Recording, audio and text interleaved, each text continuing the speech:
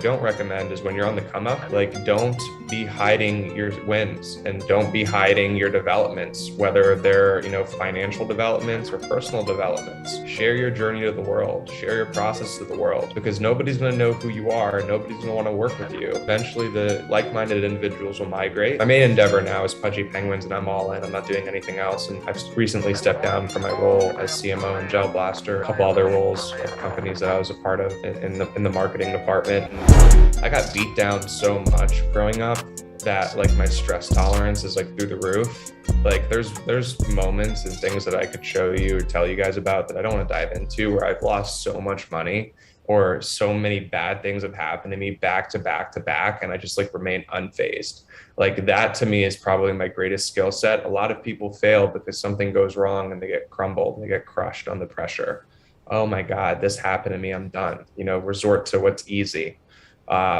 But for me, like I'm just like, my skin is so thick now that like there's very few things that you could do to me or that could happen that will really phase me and throw me off track.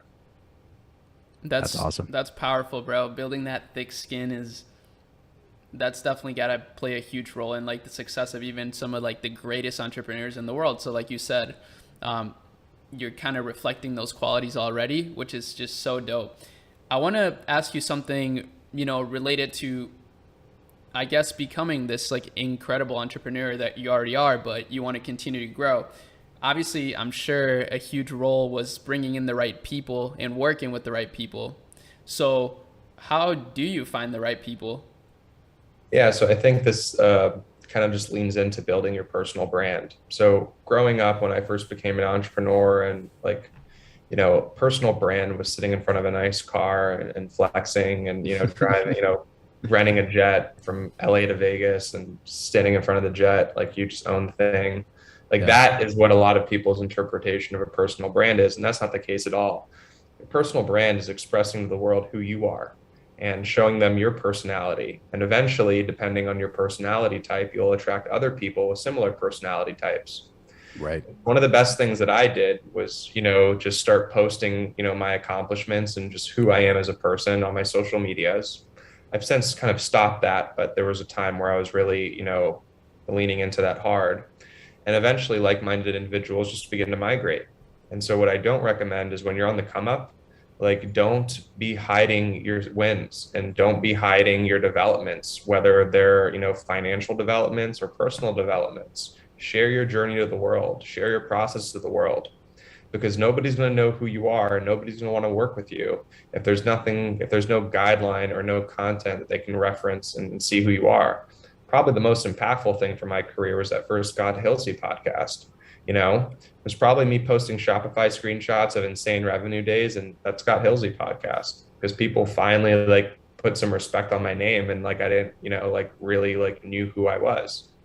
And then from there, the floodgates open. So like doing the best you can to get into the right channels to, tell your story. And, a story is something you shouldn't be ashamed of, own it. And really just like, let people know who you are. And eventually the like-minded individuals will migrate. And fortunately for me, the like-minded individuals were talented and are talented, and they continue to migrate in my direction. And I try my best to utilize their talents for the greater good. And sometimes we work together, sometimes we don't, but the mutual respect always lies. I love that. So right now, how big is your team, if you don't mind me asking? So right now, my main objective right now is Pudgy Penguin. So I had a huge team when I was like, doing a bunch of different businesses and like kind of, my motto is I've always been the guy who likes to own, 15 to 30% of a business. I never wanted to be the core operational guy. I like to lean into my strong suit, which is marketing.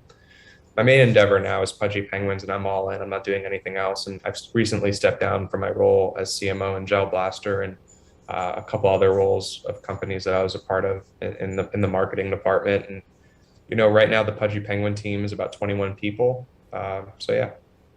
That's awesome. So with Pudgy Penguins, obviously you guys have to do marketing and grow the name and everything like that in order to, grow the brand. How does the marketing differ from Web3 versus just the previous things that you've done? Yeah. So usually when I market, there's a direct ROAS, right? Sell a gel blaster, cost me X, sell it for X. I have this much in the middle to make money on. My CAC has to be this.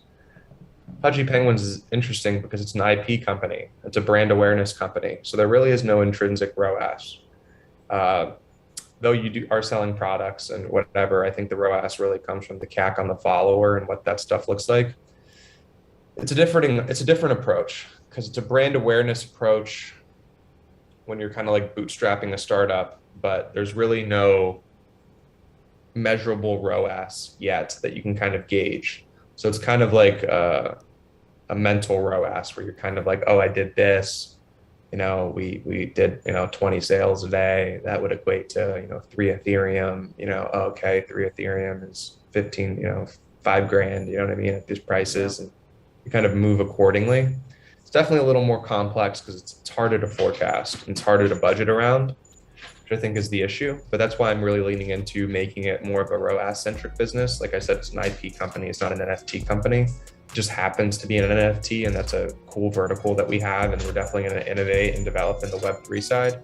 But like, I want to make toys, I want to make clothes, I want to make games. Like, I want things that do have attributable ROAS, right, and can be quantified in a pay for play model. So we're getting there. We're not quite there yet, but slowly but surely we're getting there.